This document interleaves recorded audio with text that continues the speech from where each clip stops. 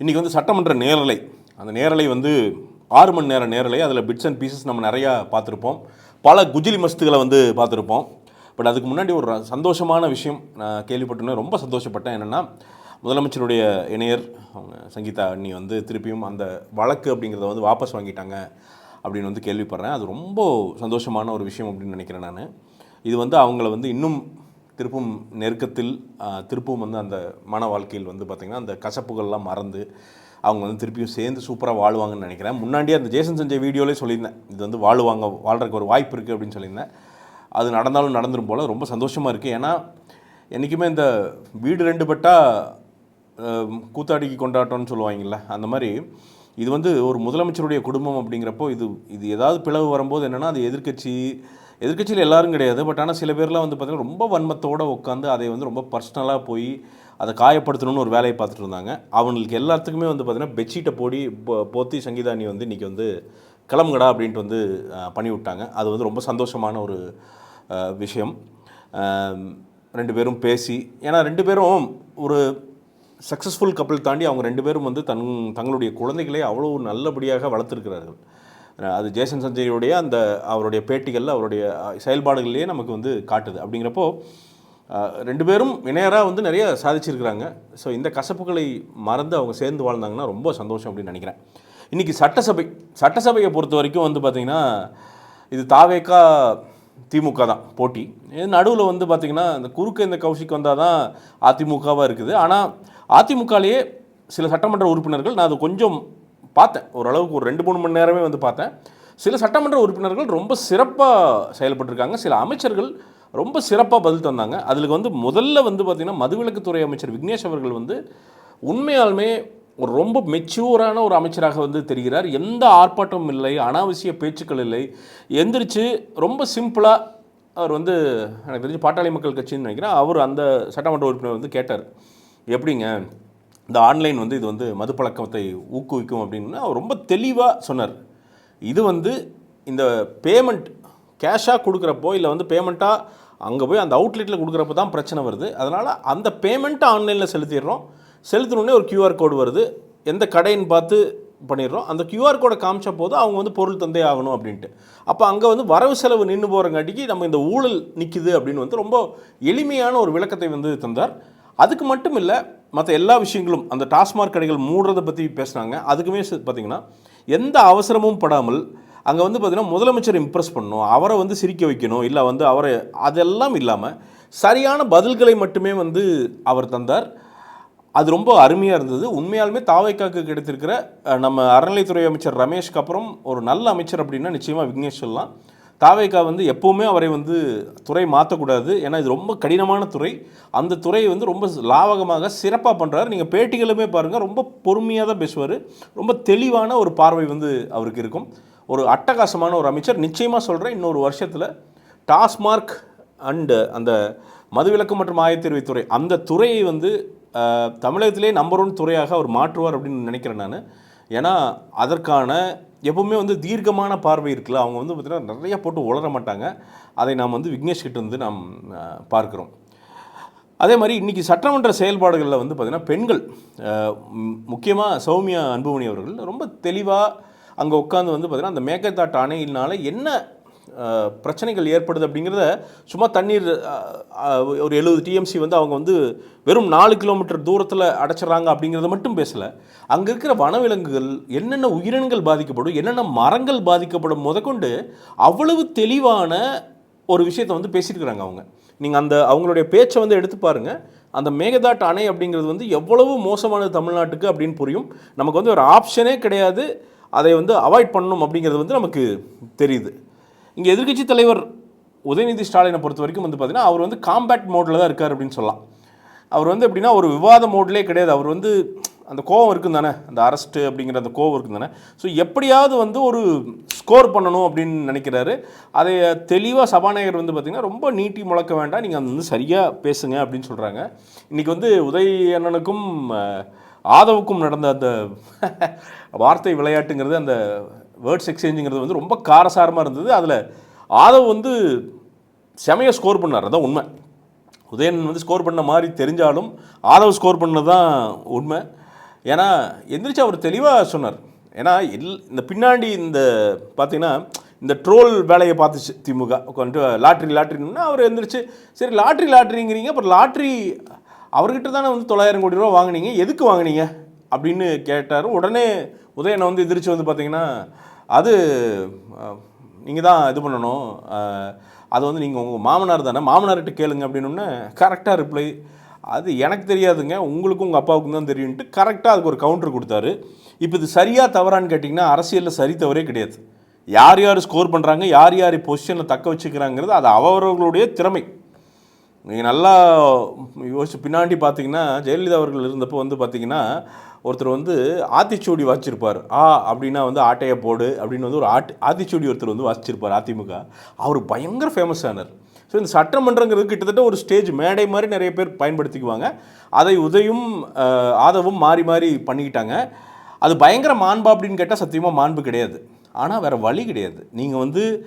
நீங்கள் இந்த சண்டை போட்டே தான் ஆகணும், நீங்கள் பயமில்லை அப்படிங்கிறது வந்து தாவேக்கா ஒரு புதிய கட்சியாக வந்து அங்கங்கே வந்து பார்த்திங்கன்னா அவங்க நிறுவனப்படுத்திக்கிட்டே இருக்கணும். இதில் ஒரு விஷயம் நல்லா கவனித்து பார்த்தா ஐயா நேரு அவர்கள் சரி, அதே மாதிரி வந்து ஏவா வேலு அவர்கள் சரி, இவங்கெல்லாம் பேசுகிறப்போ வார்த்தைகளை ரொம்ப ஜாக்கிரதையாக, ஏன்னா அவங்களுக்கு பின்னாடி எல்லாமே அங்கங்கே கேஸ் நின்றுட்டுருக்கு, அப்போ வார்த்தைகளை வந்து ரொம்ப ஜாக்கிரதையாக கையாண்டாங்க. யாருமே உணர்ச்சி மீதியில் தேவையில்லாமல் எதுவுமே பேசலை அப்படிங்கிறது நம்ம பார்க்க முடியுது. ஏவா வேலுவெல்லாம் ரொம்ப தன்மையாகவே பேசினார். ஓகே, ஒரு மாதிரி கான்வர்சேஷனாக போகலாம், சண்டை வேண்டாம் அப்படிங்கிற ஒரு விஷயத்தை வந்து கரெக்டாக கன்வே பண்ணதை வந்து நம்மளால் வந்து பார்க்க முடிந்தது. இதில் ரகுபதி வந்து பார்த்திங்கன்னா தேவையில்லாத பேச்சு, சும்மா வந்து பார்த்திங்கன்னா கலைஞர் எங்கே இருக்கிறார், அதில் இருக்கிறார், மாடியில் இருக்கிறார், ஃபஸ்ட் ஃப்ளோரில் இருக்கிறார்னு சௌரியத்துக்கு என்னமோ பேசிக்கிட்டு இருந்தா. அப்படி அவர் வந்து தங்கம் தென்னரசு பார்த்து கற்றுக்கணும்னு நினைக்கிறேன் திமுகவில்.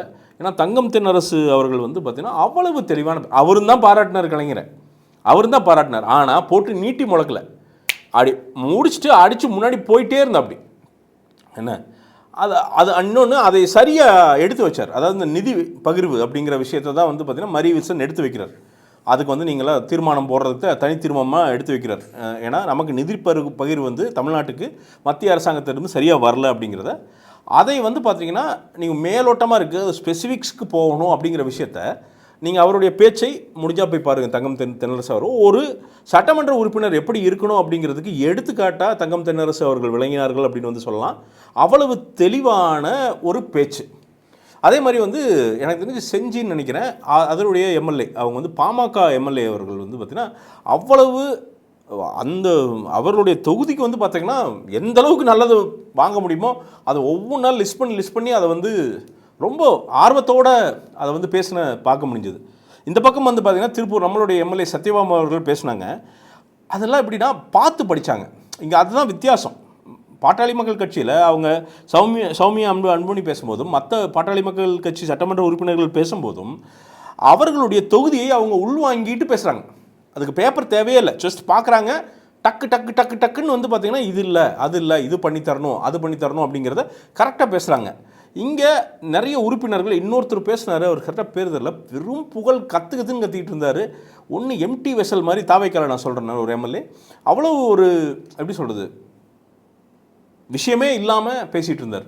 அது மிக தவறு, அப்படி பேசாதீங்க. இன்னொன்று சட்டமன்றத்தோட நேரத்தை வீரடிக்கிறீங்க, 6 மணி நேரம் சட்டமன்றம். இன்னொன்று ஜென்ரலாகவே நான் ஒரு விஷயத்தை கவனித்தேன், இந்த ஃபுட்டேஜஸ், இந்த 6 மணி நேரம் ஃபுட்டேஜில் ஒரு கிட்டத்தட்ட ஒரு 3-3.5 மணி நேரம் முக்கியமான விஷயங்கள் பார்த்துருப்பேன். பட் அதுக்கு முன்னாடி பெண்களில் சௌமியா அன்புமணி அவர்கள் வந்து பார்த்திங்கன்னா ரொம்ப சிறப்பாக பேசின மாதிரியே அம்மா பிரேமலதா அவர்களும் வந்து பார்த்திங்கன்னா ரொம்ப சிறப்பாக இன்றைக்கி வந்து பேசுனாங்க. எல்லா விஷயங்களையும் கவர் பண்ணிவிட்டு அவர் வந்து முதலமைச்சர் வந்து பார்த்திங்கன்னா ரொம்ப தெளிவாக ஒன்று சொல்லியிருந்தார். மேகதாட்டில் நான் வந்து ஒரு முயற்சி எடுத்து பார்க்கலாம் தானே, முயற்சி எடுத்து பார்க்கும்போது அதில் ஒரு அவமானம் நேர்ந்தாலும் அது தாங்கிக்கலாம் தமிழ்நாட்டுக்காண்டி அப்படிங்கிறப்போ அவங்க ரொம்ப தெளிவாக ரொம்ப வீரமாக ஒன்று சொன்னாங்க. அப்படி நீங்கள் முதலமைச்சராக தாங்க வேண்டியதில்லை, அப்படி ஒரு விஷயம் ஏற்பட்டால் தமிழ்நாடே உங்கள் பின்னாடி நிற்கும், நாங்கள் எல்லோரும் உங்கள் பின்னாடி நிற்போம் அப்படிங்கிற அஷ்யூரன்ஸை ஒரு சட்டமன்ற உறுப்பினராக ஒரு கட்சியின் தலைவராக தந்தாங்க. அது உண்மையாலுமே ஒரு மேன்மை மிக்க ஒரு செயல். அது வந்து அவங்க வந்து ஒரு பிளான்டாவோ வேறு அரசியல் இந்த கூட்டி கழிச்ச அதுக்கெல்லாம் பேசலை, உள்ளத்திலிருந்து அவங்க அதை பேசணும் வந்து பார்க்க முடிஞ்சது. ரொம்ப மாண்புமிகு ஒரு விஷயம் அது, அந்த விஷயம் அப்படிங்கிறது.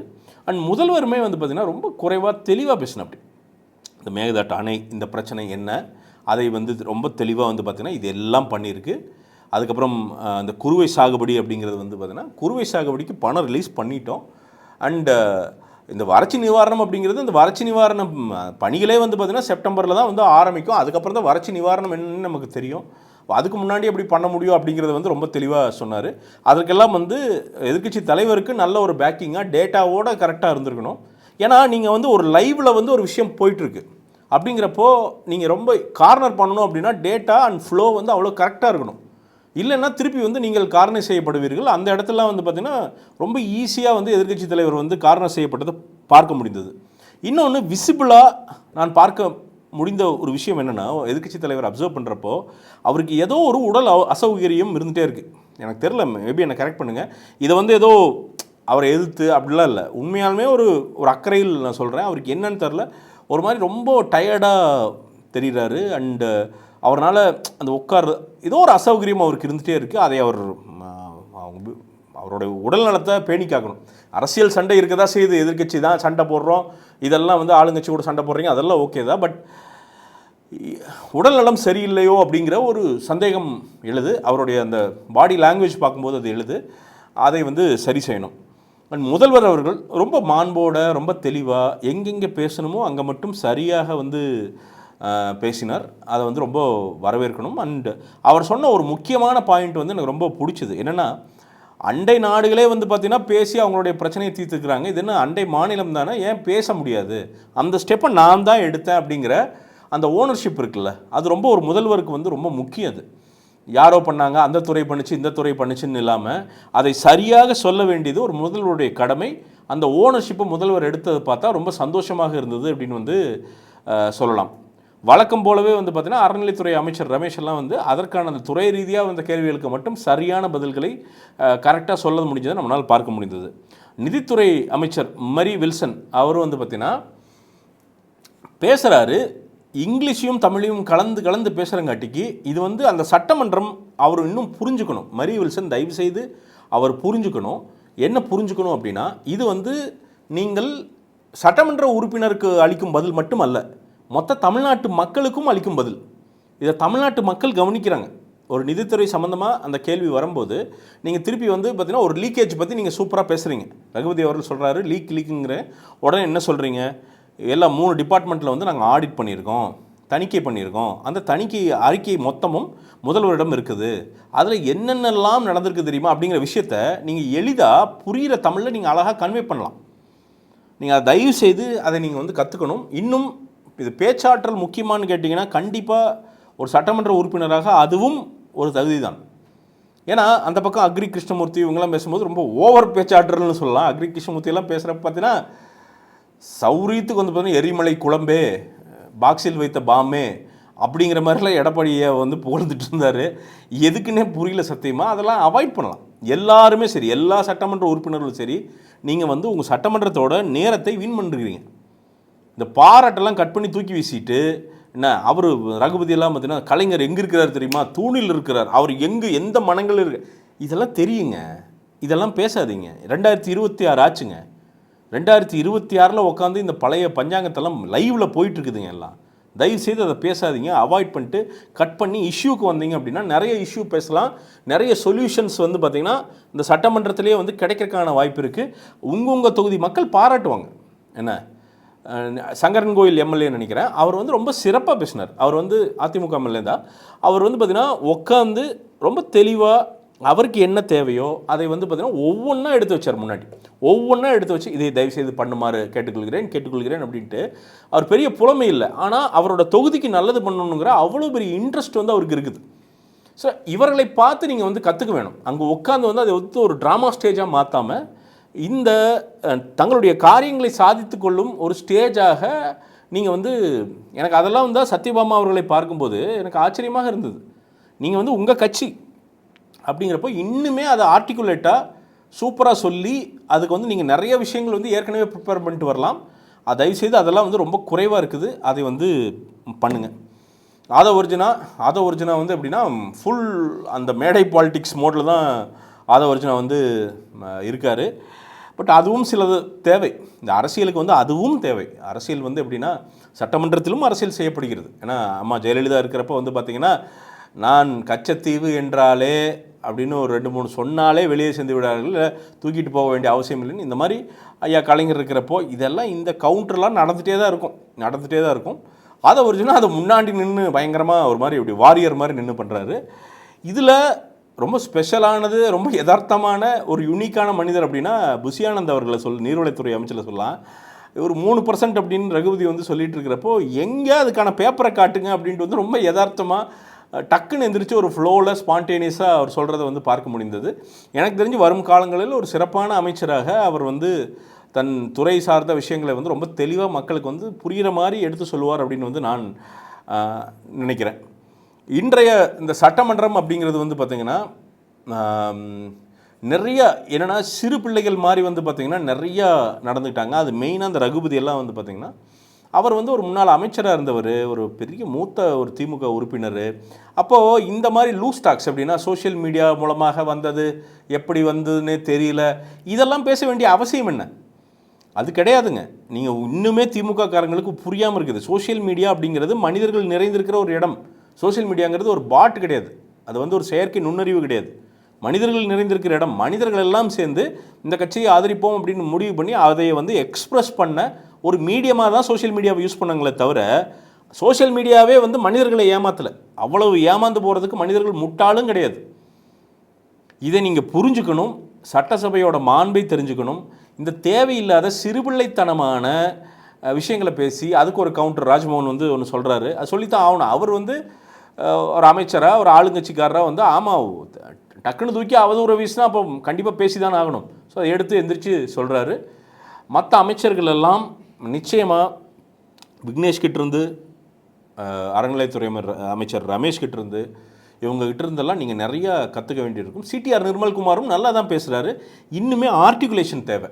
அவர் இன்னுமே வந்து அந்த அதே மாதிரி தான் ஆதவ மாதிரியே வந்து பார்த்திங்கன்னா கவுண்டர் அட்டாக்கில் வந்து பிஸியாக இருக்காரு தவிர இன்னுமே டேட்டாவோட இன்னும் மாண்போட அவங்க ஃப்ரெண்ட்ஸ் சட்டசபை, அது சட்டசபை உறுப்பினர்கள் தான், அவங்க ஒன்றும் பகை நாடு கிடையாது. இதில் என்ன எனக்கு ரொம்ப ஆச்சரியமாக இருந்தது அப்படின்னா, ஐயா எடப்பாடி அவர்களுடைய நடவடிக்கைகள். ஒரு முதல்வர் எந்திரிக்கிறார், இப்போ நீங்கள் முதல்வராக இருந்திருக்கீங்க, அப்போ ஒரு எதிர்க்கட்சி வந்து உங்களை வந்து பகடி செய்யும்போது உங்களுக்கு அது எவ்வளோ வலிச்சிருக்கும் யோசிச்சு பாருங்கள். அப்போ ஒரு முதல்வர் எந்திரிக்கும் போது உடனே வந்து பார்த்தீங்கன்னா அந்த பேசுறதுக்கு உடனே அவர் இன்டரப்ட் பண்ணி உட்காந்து சத்தம் போட வேண்டிய அவசியம் என்ன? அது உங்களுக்கு தெரியாதா? நீங்கள் ஒரு முன்னாள் முதலமைச்சராக இருந்தவர், நிறைய சட்டமன்ற உறுப்பினர், ஒரு பாரம்பரிய ஒரு சட்டமன்ற உறுப்பினர், அவ்வளோ நாள் சட்டமன்ற உறுப்பினராக இருந்தவர், இதெல்லாம் உங்களுக்கு தெரியாதா என்ன? ஏன் போய் இன்டரப்ட் பண்ணணும் அப்படிங்கிறது எனக்கு புரியல. உங்களுடைய இந்த கட்சியிலோட பிரச்சனை, உங்கள் உறுப்பினர்கள்லாம் அந்த பக்கம் போகிறாங்க, இல்லை வந்து இதெல்லாம் சட்டமன்றத்துக்கு வெளியில் அந்த பஞ்சாயத்தாக வச்சுக்கோங்க. உள்ளே வந்து அந்த சட்டமன்றத்தோட மாண்பை அவர் தெளிவாக வந்து ஜேசிடி பிரபாகரையை வந்து சொன்னாருங்க. என்னென்னா, நீங்கள் எனக்கு பயப்பட வேண்டாம், இருக்கிற ரூல்ஸுக்கு பயப்படுங்க, விதிகளுக்கு பயப்படுங்க, நானும் விதிகளுக்கு பயப்பட்டவன் தான், அதுக்கு உட்பட்டவன் தான் அப்படின்னு வந்து ரொம்ப தெளிவாக சொன்னாங்க. அதனால் அவர் வந்து டேட்டாவாக பேசட்டும். டேட்டாவாக பேசுனா எல்லாருமே அப்ரிஷியேட் பண்ணுவாங்க, எல்லாருமே தாவைக்கால் இருக்கிறவங்களும் அப்ரிஷியேட் பண்ணுவாங்க. அதை விட்டுட்டு இந்த ரொம்ப வந்து பார்த்திங்கன்னா காம்பேட் மோடில் வந்து இன்டரப்ட் பண்ணுறதுங்கிறது அது ஒரு மாண்பாகவே தெரியல, அது வந்து அவருடைய ஸ்டேச்சருக்கு ஒரு அழகாகவே தெரியல அப்படின்னு வந்து நான் சொல்லிக்க விரும்புகிறேன். உண்மையாலுமே இவங்க எல்லாருமே பிரேமலதா அம்மா, சௌமியா அன்புமணி அவங்க, இவங்கெல்லாம் பார்த்திங்கன்னா எந்த குறுக்கீடும் இல்லாமல், தேவையில்லாத தொல்லை இல்லாமல், தேவையில்லாத பேச்சுக்கள் பேசாமல் என்ன விஷயம் பேசணுமோ அதை ரொம்ப தெளிவாக ப்ரெசென்ட் பண்ணிட்டு போனாங்க. அதை வந்து இவங்க வந்து கற்றுக்கணும் அப்படின்னு வந்து நான் நினைக்கிறேன். சட்டமன்ற நிகழ்வுகளை வந்து இன்னும் காத்திருக்கிறேன். மறுபடியும் இந்த சங்கீதா அவர்கள் இந்த வாபஸ் வாங்கினதுங்கிறது அவ்வளோ சந்தோஷமான விஷயம்.